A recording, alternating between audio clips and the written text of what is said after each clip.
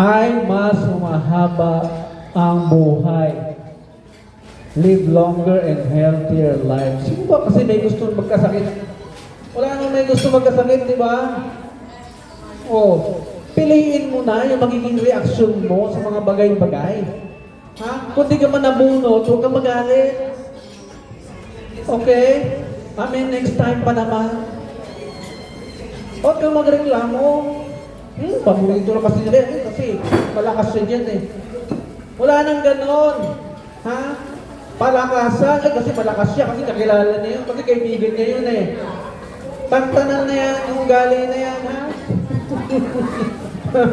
What else? People who express gratitude. Makinig. Mga tao daw na laging marunong magpasalamat. Maliit o malaki man, magpasalamat. Okay po? Laging magpasalamat, maliit o malaking bagay. On a regular basis, regular ha? Hindi seasonal. Oo, yung iba, ngayon nagpapasalamat, bukas na, nagre-reklamo. Oo, pag konti, maangal din. Ano ba naman yan, buti ka na yun. Oo. Alisin na natin yung ganong ugali. Regular basis, have better physical health. Have better physical health. Lagi nagpapasalamat sa kahit na anong matanggap niya. Kaya kung lagi kang may sakit, itanungin mo na sarili mo, teka muna, ano ba kasi mga pinagagawa ko? Ha? Baka puro reklamo ako sa buhay eh. Kaya ka nagkakasakit eh. Ha? Mag-review ng sarili. Huwag reviewin yung iba. Ha? Optimism and progress toward goals. They also help others more.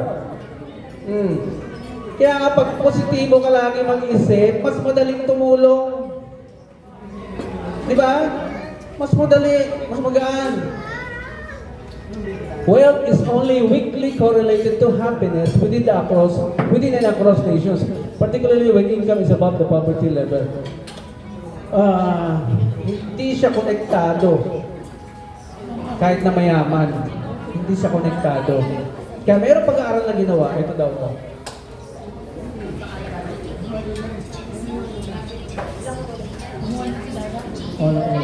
Ito, may pag-aaral na ginawa, na-discuss natin ito kanina eh.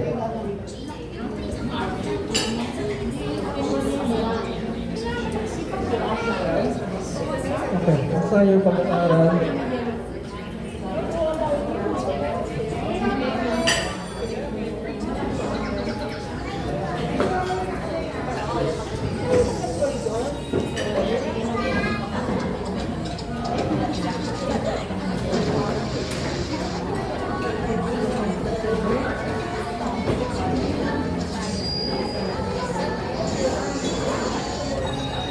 Ito, Lisa, pakinggan nyo. 3 essentials of parenthood para daw mas maging mabuti tayong magulang. 3 essentials na pangangailangan ng skills. Ito, skills. Number 1, communication. In the mid-1990s, may pag-aaral silang ginawa sa Kansas. Sinundan nila yung 41 na pamilya.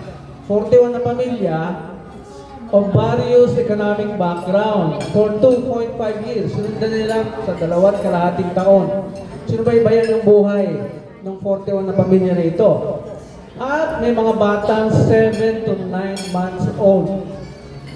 They observe interaction between parents and babies, noting the number of words spoken and the tone used by the parents. Yung tono ng pagkikipag-usap nila sa bata. Sinundan, pinag-aralan, inobserbahan itong 41 families na to for 2.5 years. Later, this data was correlated with the children's IQ scores. Pinag-correlate nila, ibig sabihin pinag-connect nila. Ano ba yung epekto sa bata kapag magandang tono yung pagkikipag-usap natin sa kanila? Ito yung lumabas. The outcome The more words spoken in a positive tone at home, the higher the children's IQ pagtungtong ng 3 taon ng bata. Ulitin natin. Ano ang resulta ng pag-aaral? Yung 41 families na to, whether mayaman or mahirap. Whether mayaman or mahirap. So ano ang resulta? Nung pag-ipag-usap ng soft tone sa mga bata, natuklasan nila, maging mayaman man o mahirap, mataas yung IQ ng bata pagtungtong ng 3 years old. Ayan po. Kasi di ba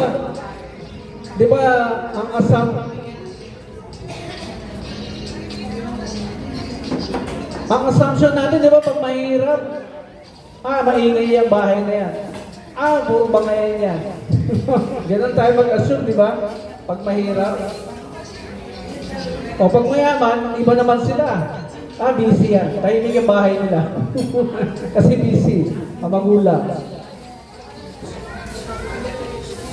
So dahil pinag-aralan na, ano man ang estado mo, pwedeng tumaas ang grades ng anak mo.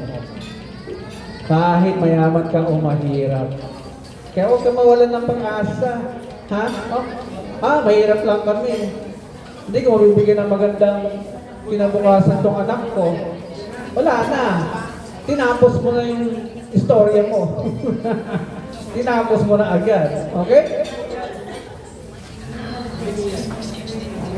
And finally, bilang pagtatapos,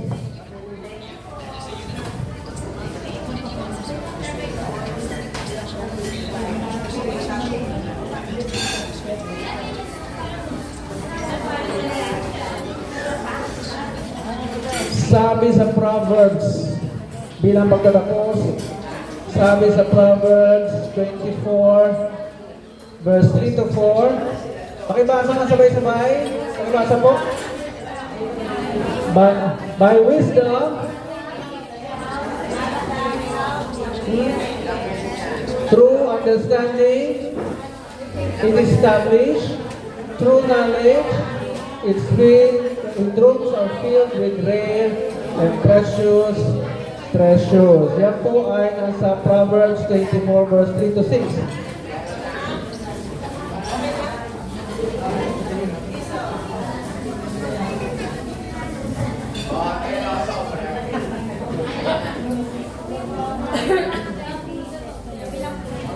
Hintay ko kayo matapos.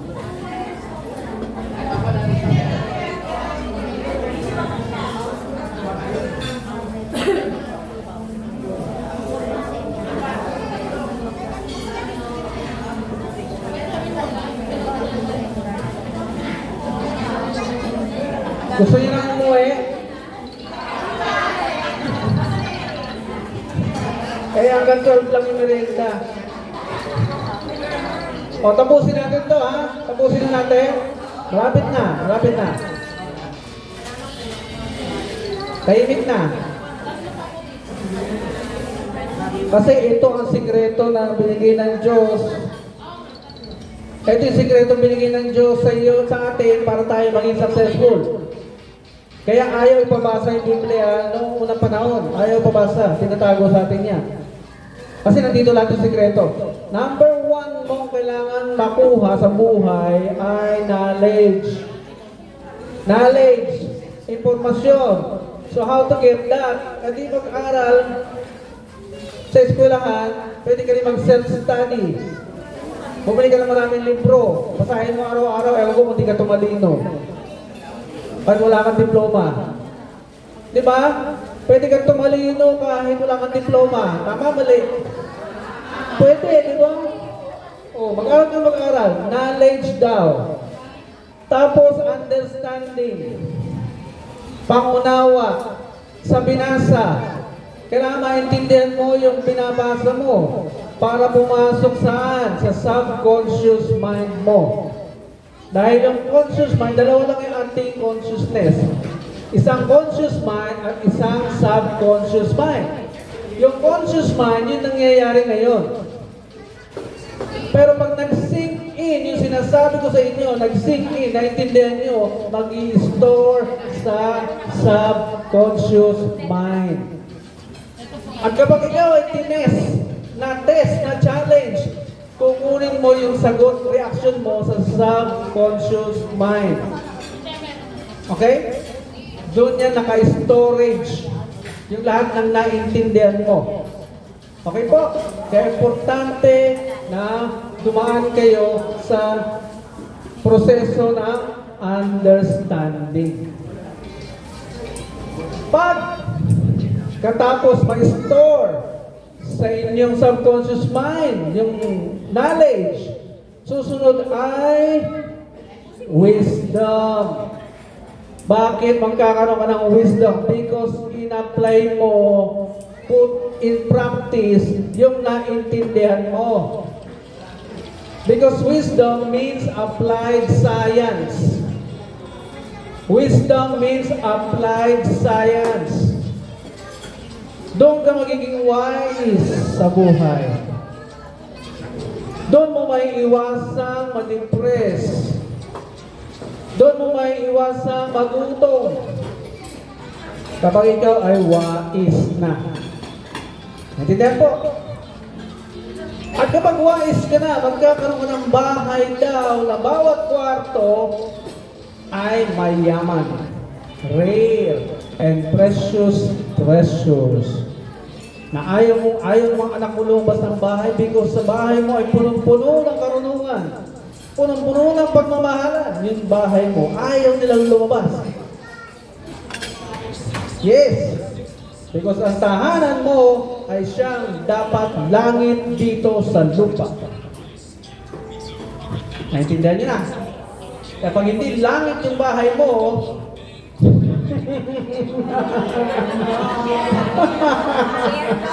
impyerno yan. Kaya nasa kamay mo,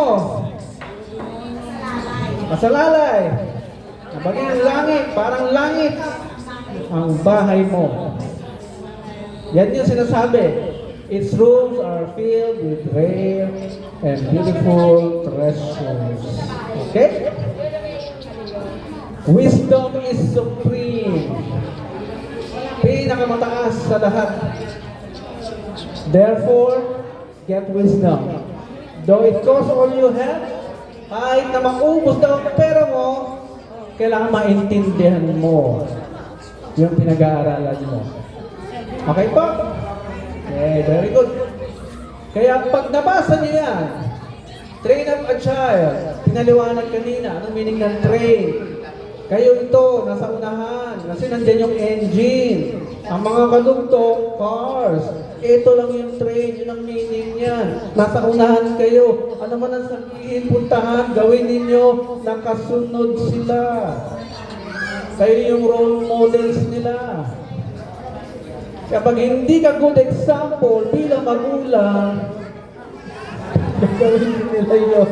Alam nyo na mangyayari. Ha? Kung chismosa ka, lagi ko narinig ng anak mo, sinichismis mo kapitbahay mo, next candidate to be a marites. Ha? Next candidate yung anak mo. Oh, isa pa. Ephesians 6:4. Fathers, mga fathers talaga ako sinabi ko. Kayo yung ruler, teacher of the house. Huwag niyo hayaang magalit ang mga bata sa inyo. Pag tinuruan mo yung magalit, ano ba magagalit? Eh, pag sinaktan mo ng sinaktan, magtatanim ng galit sa iya. Oh, paglaki niyan, ikaw naman ang sasaktan. Oo. Kasi yun ang tininim mo sa kanya eh. Galit eh. Oh, galit din siya. Kaya ang future ng ating bayan ay nasa ating mga kamay bilang magulang. Kalimutan niyo na yung sinabi ni Rizal na nasa kabataan ng pag-asa ng bayan. Kanino na ngayon ang pag-asa ng bayan? Nasa inyong lahat ng magulang. Okay po? Bago sila maging pag-asa ng bayan, kayo muna dapat ang pag-asa ng bayan. Okay po? Any feedback, questions, comments, reactions? Meron ba? Kontra? O pagko-question? Taas na ang kamay. At magdebate tayo.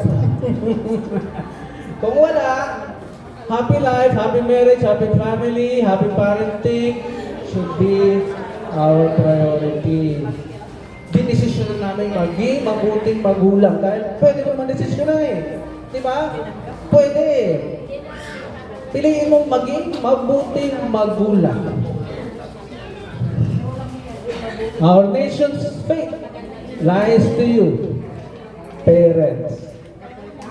Ayan, habit namin yan. Napupunta lagi dyan. Kung pwede nga lang taon-taon, gagawin namin. Makarating na kayo dyan? Ocean Adventure. Yeah. Subukan nyo. Spend time. Ocean Adventure. Sumping. Alam nyo, pag matanda na daw tayo, hindi mo na maaalala yung lahat ng nangyari sa'yo. Good or bad, hindi mo na maaalala. Alam nyo kung ano daw nag-i-store sa utak natin pag tumanda tayo? Alam nyo kung ano nag-i-store? Family memories. Family memories. Yun na lang nag-i-store pag tumanda daw tayo. Kaya ano mas pipiliin mo? Mag-imbak ng good or bad memories? Good memories. Ha? Piliin nyo mag-store ng good memories as a family together. Actually, hindi. Ito yan, no?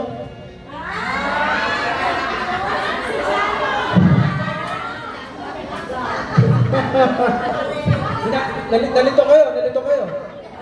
Sinasabi ko eh. Nakakalito yan eh. Nalilito kayo sigurado yun eh. O ito. Hindi na kayo lito. Nalito pa rin. My goodness. Liga, wait. Malilito talaga kayo dyan. Okay. Sa ngalan ng Barangay Palanan at ni Bea Alonso. Maraming po salamat sa inyong pakikinig. Thank you. Barangay, any closing remarks sa barangay?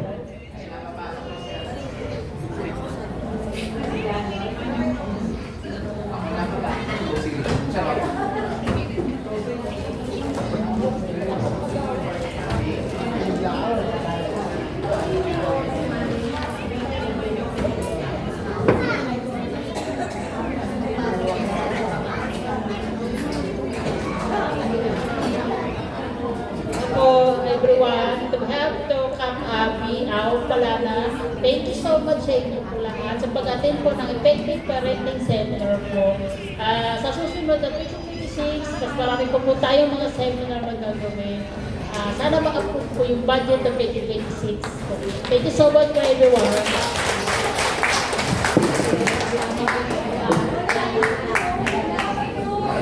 Picture na, picture.